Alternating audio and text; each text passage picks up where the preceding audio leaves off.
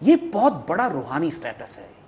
یہ صرف سیاسی حکومت نہیں ہے, یہ اس کے اندر اللہ تعالیٰ اپنے خلیفہ خاص کو, جو اپنے وقت کے نبی ہوتے ہیں, جو اپنے وقت کے وہ لوگ کہ جو مثال کے طور پر حضور صلی اللہ علیہ وسلم کا جو سٹیٹس دنیا میں ہے, حضور کا کہنا اللہ کا کہنا ہے, حضور کا حکم اللہ کا حکم ہے, حضور کی محبت اللہ کی محبت ہے, حضور کا منع کر دینا اللہ کا منع کر دینا ہے, حضور کا مارنا اللہ کا مارنا ہے. یعنی جو سٹیٹس ہے یہ اس عام خلافت جو کہ ہر انسان میں بکھری ہوئی ہے, پھیلی ہوئی ہے, اس سے تو بہت مختلف سٹیٹس ہے یہ ڈیفینیٹلی.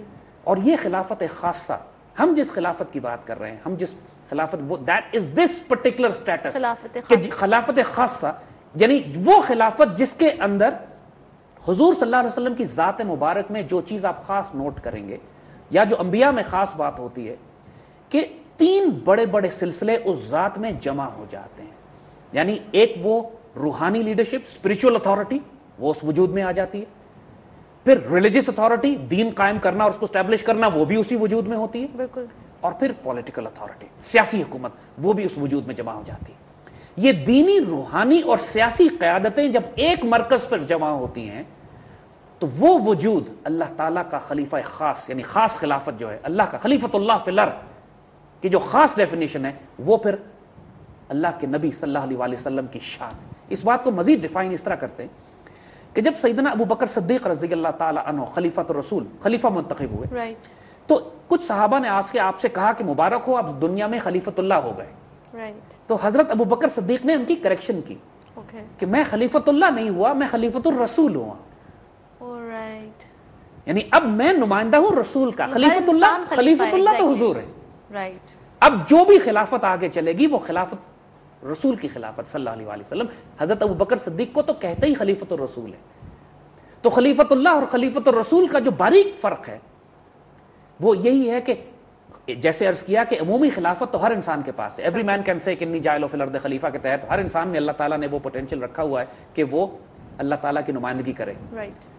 مگر جب ہم اس پولیٹیکل ڈائمینشن کی بات کرتے ہیں, جب ہم بات کرتے ہیں اس ایسی گورنمنٹس کی, حکومت بنانے کی بات کرتے ہیں, بعد میں تاریخ میں مختلف نام دیے گئے خلفاء کو, ان کو ذل الہی بھی کہا گیا, یعنی اللہ تعالیٰ کا سایہ. جب ہم پاکستان کے بارے میں کہتے ہیں نا سایہ خدا ذوالجلال, زمین پہ اللہ تعالیٰ کا سایہ اس کے اوپر ہے, اور اللہ کا سایہ, تو خلیفہ کے لیے لفظ لوگوں نے بعد میں ذل الہی بھی استعمال کیے. بعد میں خلافت عثمانیہ والوں نے خادم الحرمین شریفین بھی کہا اپنے آپ کو, جو آج بھی خادم الحرمین شریفان کا جو خطاب ہے یہ خلافت عثمانیہ سے شروع ہوا ہے. عثمانی تو مختلف خطابات دیے گئے, لیکن خلافت راشدہ میں جو خطاب خلافت کو دیا گیا یا خلیفہ کو دیا جاتا تھا وہ خلیفۃ الرسول کا تھا, حضور صلی اللہ علیہ وسلم کے نمائندے.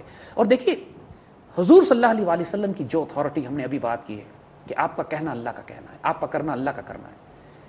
اللہ تعالیٰ اپنی تمام اختیار اور اتھارٹی حضور صلی اللہ علیہ وسلم, اللہ نے تو آپ رحمت للعالمین ہیں. اللہ اگر کائنات کا رب ہے تو آپ پورے کائنات کے لیے آپ رحمت ہیں. جو اتھارٹی اور اختیار اللہ تعالیٰ نے حضور صلی اللہ علیہ وسلم کو دیا, پریکٹیکلی اپنا اختیار دے دیا. جو چاہیں جو آپ بیان فرمائیں گے, جو کچھ آپ بیان فرمائیں گے. ہمیں نہیں معلوم دین کیا ہے, ہمیں تو وہی دین معلوم ہے جو حضور نے فرمایا. ایک ہی مبارک زبان سے ایک لفظ نکلا, آپ نے فرمایا یہ قرآن ہے, دوسرا لفظ نکلا آپ نے کہا حدیث ہے, ہم نے مان لیا. ہمیں تو نہیں معلوم کون قرآن کون حدیث, جو حضور نے فرمایا ہم نے چونکہ سر آنکھوں پہ لگایا, سینے سے لگایا. ہمارے لیے سب کچھ وہ ہے جو ہمارے رسول اور نبی ہمیں دیتے ہیں. ہم کوئی فرق نہیں کرتے قرآن میں اور حدیث میں کہ جو حضور نے فرمایا, کیونکہ دونوں ہی زبان مبارک سے نکلی ہیں اور دونوں ہی اللہ کا حکم ہے کہ جو رسول دے قبول کر لو, جو رسول روک دے اس سے رک جاؤ. بالکل. تو جو ڈیفینیشن, جو تشریح, جو نظام بنا کے ہمارے رسول نے ہمیں دیا ہے, ہمارے لیے وہ اس طرح ہی مقدم ہے جیسے اللہ کا, جیسے وہی اللہ کا حکم ہے, اور تو کچھ ہے ہی نہیں. ہم تو اللہ کو نہیں جانتے, ہم اتنا ہی جانتے ہیں اللہ کو جتنا ہمارے نبی اور ہمارے رسول نے ہمیں تعارف کرا دیا. تو جب خلافت راشدہ کی بات ہوتی ہے تو یہ ایک دنیا کی صرف پولیٹیکل اتھارٹی نہیں ہے. خلیفہ اللہ کا نمائندہ ہوتا ہے, اللہ کے رسول کا نمائندہ ہوتا ہے. تو خلیفہ سے بغاوت اللہ سے, رسول سے بغاوت ہوتی ہے, اور الٹیمیٹلی اللہ سے بغاوت ہوتی ہے. تو اس کے اندر بہت بڑا روحانی ڈائمنشن شامل ہو جاتا ہے. جو اتھارٹی ہوتی ہے, اتنی بڑی اتھارٹی ہوتی ہے خلیفہ کی کہ وہ دنیا میں ظاہراً جسے آج کے دور میں اگر دیکھا جائے تو کم عقل یا کم نظر لوگ اس کو بدعت کہیں گے, لیکن دین کے اندر وہ اتنے بڑی بڑی تبدیلیاں بھی لا سکتا ہے اور کام کر سکتا ہے اپنے زمانے کے حالات کے مطابق کہ جو عام آدمی تصور بھی نہیں کر سکتا. لیکن خلیفۃ اللہ کو یہ اختیار ہوتا ہے کہ ساری تبدیلیوں کو لے کر آئے. اس کی مثال خلافت راشدہ میں ہمیں کثرت سے ملتی ہے. مثال کے طور پر فجر کی اذان میں الصلاۃ خیر من النوم نہیں تھا. حضور کے زمانے میں جب حضور سیدنا ابوبکر کے زمانے میں بھی الصلاۃ خیر من النوم فجر کی اذان میں نہیں تھا, لیکن حضرت عمر رضی اللہ تعالیٰ عنہ نے جب دیکھا کہ لوگ فجر کی نماز مس کر رہے ہیں تو آپ نے پھر یہ جملہ یہ فجر کی اذان میں شامل کروایا, الصلاۃ خیر من النوم. کتنی بڑی دلیل ان کی اتھارٹی کی, اور اتنی بڑی اتھارٹی. لوگوں نے اس زمانے میں لوگ چونکے بھی, حیران بھی ہوئے کہ آپ وہ چیز جو حضور کے زمانے میں نہیں ہوئی آپ شامل فرما رہے ہیں.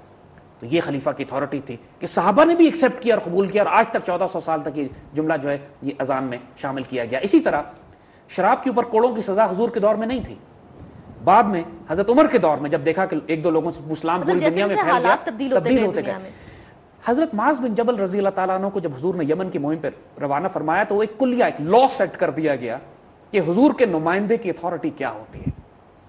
پہلے حضور نے ان سے پوچھا کہ تم فیصلے وہاں کس طرح کرو گے, جب تم گورنر میں تمہیں بنا کے بھیج رہا ہوں, تم حضور کے نمائندے کے ایمبیسڈر کی حیثیت سے جا رہے ہو, تو تم فیصلے کس طرح کرو گے؟ تو آپ نے فرمایا میں قرآن سے فیصلہ کروں گا.